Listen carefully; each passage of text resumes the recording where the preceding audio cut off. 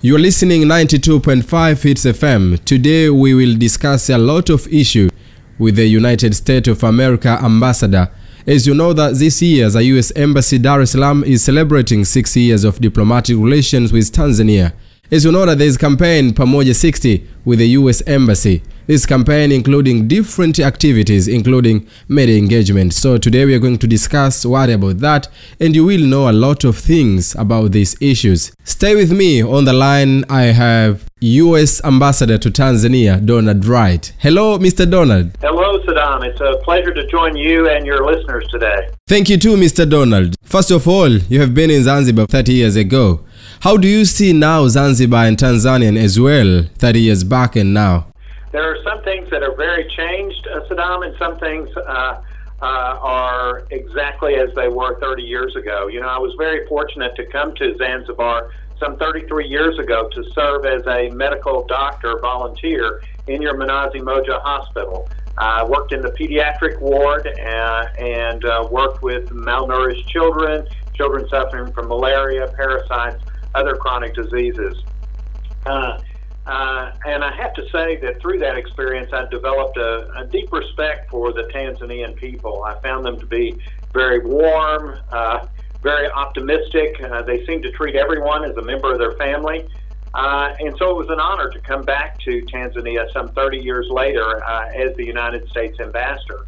As far as what's changed and what's the same, obviously, there has been a great deal of infrastructure growth and economic growth over those 30 years. Skyscrapers have cropped up in Dar es Salaam.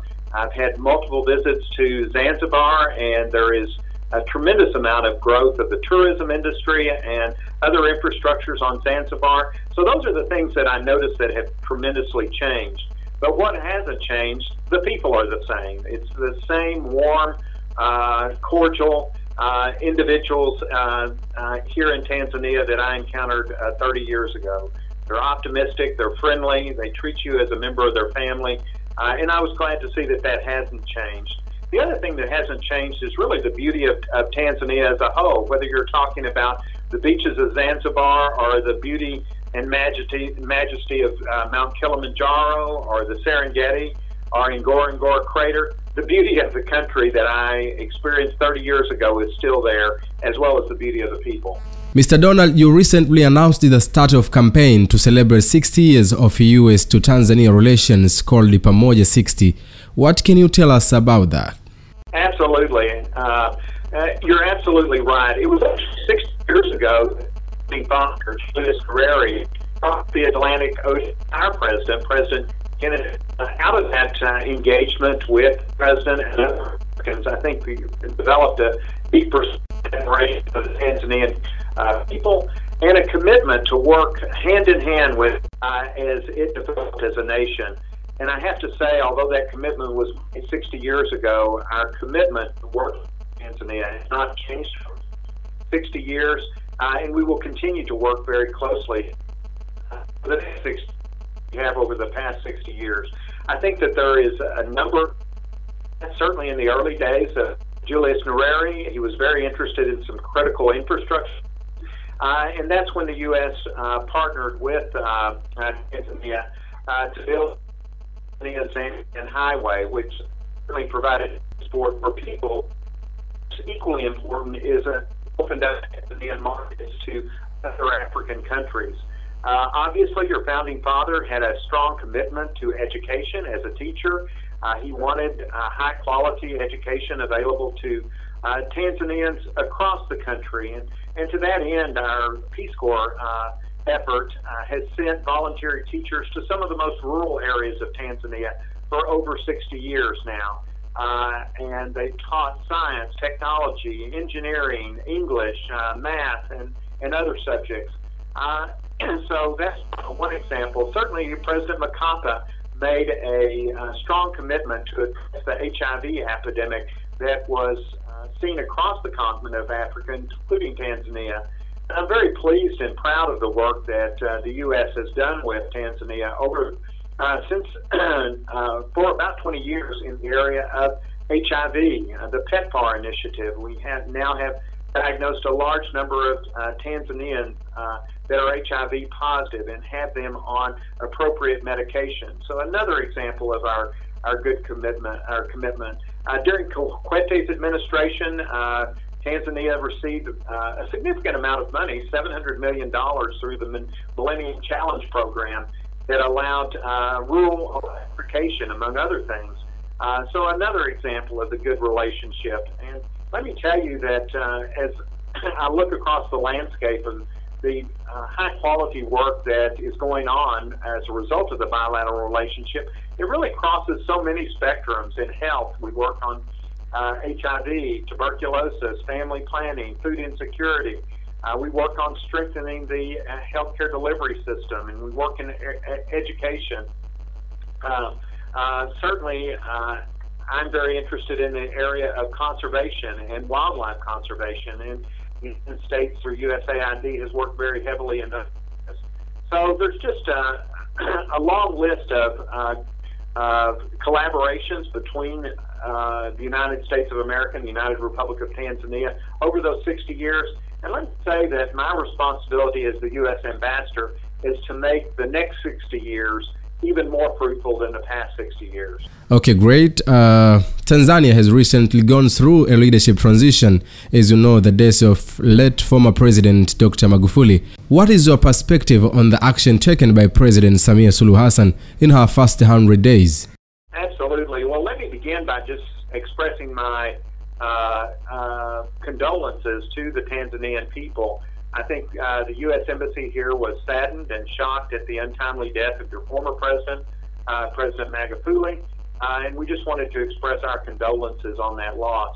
I have to commend President Hassan on her leadership during this grieving period. I think she led the Tanzania with strength in Hassan. We're very pleased to see that she's invigorating international efforts. I think she's visited most of the countries here in the region, but she's also reached return for the UN General Assembly in New York City. Again, just showing her commitment into the large global community, and that's very encouraging. But it's not the only that we see progress. I'm very pleased to hear her desire to improve the business climate. One of my goals is to boost U.S. investment in Tanzania and Zanzibar, and she has made it clear that she wants to make the environment much more attractive than it has been in the past. It has more latitude to work than perhaps it did previously, and that she's committed to fostering a climate of reconciliation and dialogue. And so I'm especially the big direction she's taken as it relates to the COVID-19 pandemic, encouraging the use of public health interventions such as social distancing, the use of masks, and good hand hygiene. And perhaps importantly is stating that she wanted vaccine to be one of the cornerstones of Tanzania's effort to fight COVID. And I was very thrilled to meet with the first doses of COVID vaccine here on the mainland, where the United States donated a little over 1 million doses of Johnson & Johnson vaccine to Tanzania. So far, I think that we're very with what we see with President Hassan's leadership. I have to also highlight her commitment to empowering youth and women's empowerment. And I have to say, as the first female president in all of East Africa, anyway, she's a trailblazer and is sending a message to young girls across East Africa that is beyond their reach. And I think that's an encouraging message. Mr. Donald, you mentioned COVID-19. What is the U.S. position on Tanzania's effort to combat the virus under President Hassan? Well, let's say that I think the global crisis, our challenges in the United States as country across the and seeking to bring together the brightest minds. In her recommendations was the important. Our Secretary of State, everyone in the world is vaccinated, but there's no one that is fully safe. And we just want to do what we can to help empower Tanzania to move that issue forward as it relates to the Tanzanian population. As I said earlier, we provided 1 million doses of Johnson & Johnson vaccine, and that's being distributed not only on the mainland, but obviously in Zanzibar as well. And we want to do everything that we can to encourage Tanzanians to consider vaccination. Unfortunately, there's been a great deal of misinformation about the effectiveness of these vaccines and the safety of these vaccines, and we hope that the educational campaign that's ramping up will answer the questions that Tanzanians have and give them the information they need to make an informed decision. Also, as we know that the US has also had a presidential transition recently, and now the president of the United States of America is Joe Biden. What can you tell us about the Biden administration visions for Tanzania and for the African in general? Absolutely. Saddam, thank you for the question. Let me just put it very simply. Africa is going to be a priority for the Biden administration. I think you are well aware that in one of his first actions, he made a point to address the African Summit, the AU Summit in February of this year, again, illustrating his commitment to the African continent. I think as time moves on, it's still early in this administration, you're going to see increasing evidence of the United States commitment and prioritization of Africa moving forward. He is committed to approaching Africa often in his efforts to develop global diplomacy.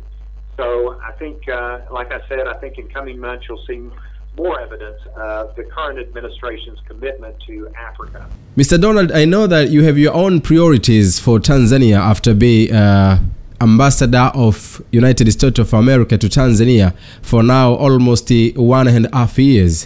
What are some of your other priorities for the strengthening the U.S. to Tanzania relation? Well, thank you, Saddam. I'm happy to discuss my priorities. When I came here over a year ago, I indicated that I had 3 priorities, and they're best expressed with 3 simple words: health, business, and people. As a medical doctor, I'm very interested in health and improving health outcomes, and I was committed to working arm in arm with the Tanzanian government to improve the health of the Tanzanian people. Now, I was very pleased to inherit an embassy and a bilateral relationship that has been so committed to the health of the Tanzanian people. For decades, we've worked in the area of HIV, malaria, tuberculosis, family planning, food insecurity. And I just wanted to take the good work that had been done in the past, try to improve upon it, and perhaps move into other areas as well. So my first priority was health and improving health outcomes. My second priority was business. I wanted to do whatever I could to boost U.S. investment in Tanzania. I think that in U.S. and other foreign direct investment in Tanzania is a win-win proposition. Certainly it brings needed capital to Tanzania. It increases tax revenues for the government. It brings innovation, and it certainly provides employment opportunities for Tanzania. So I'm very committed to doing whatever I can to boost business investment. Along the same line, I want to promote reciprocal trade.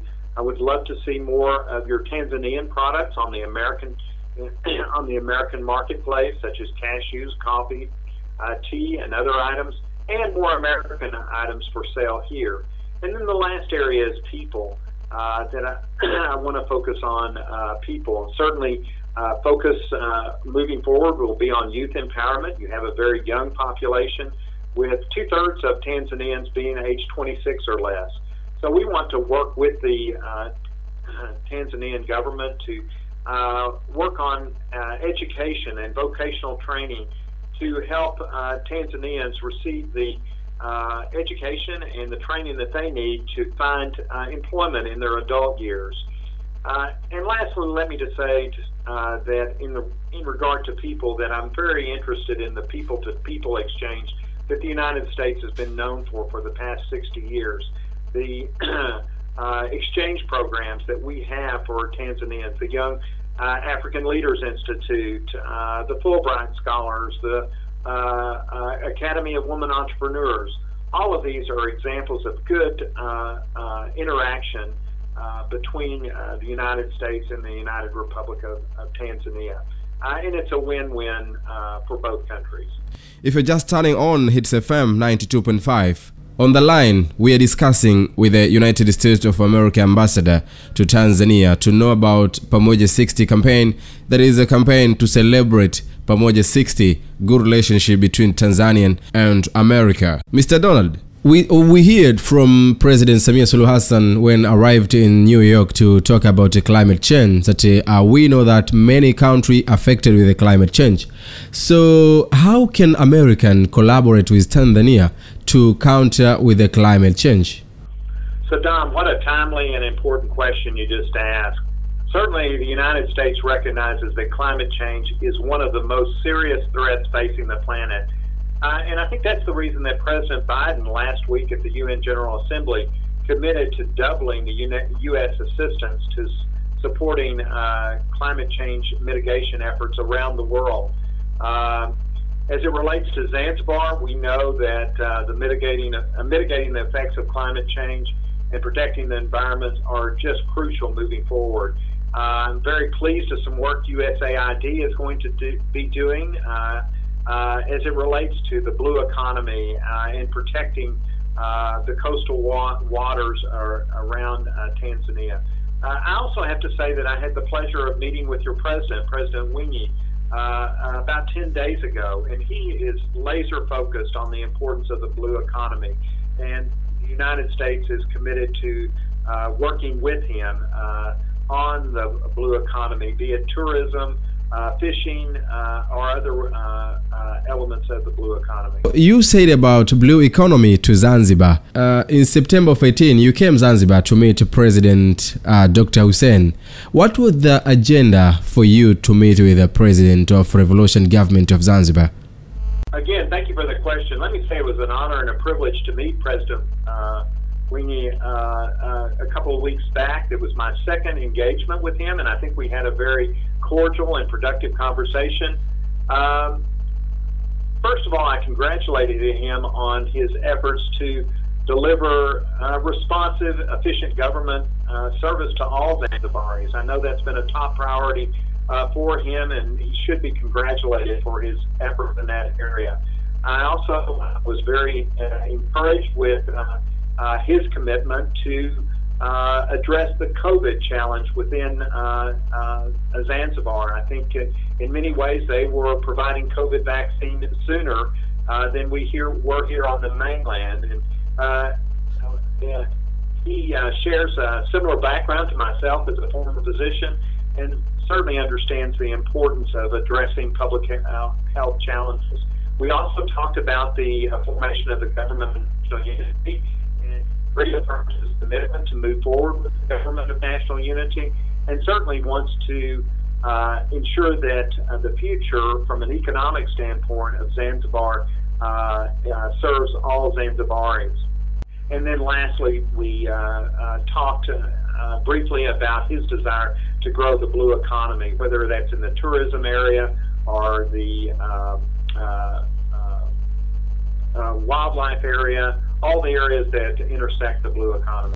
Thank you, Mr. Donald. Is there anything to add for Tanzanian citizen and American as well before ending up our healthy conversation? Absolutely. We are committed to continue working with the island of Zanzibar and the mainland of Tanzania moving forward. And as I said in my introductory remarks, we want the next 60 years to bring it even more, to strengthen what is a good relationship, but make it stronger and better moving. Thank you, Mr. Donald, for having you. Thank you for your time, Saddam. Thank you for your time for listening to 92.5 Hits FM. We had an interview on the line with the U.S. Ambassador to Tanzania, Donald Wright. As you heard, we need another 60 years of good relation between Tanzanian and Americans. Thank you again. My name is Saddam Saif. Continue to listen Hits FM Radio 92.5, the people choice. Bye-bye.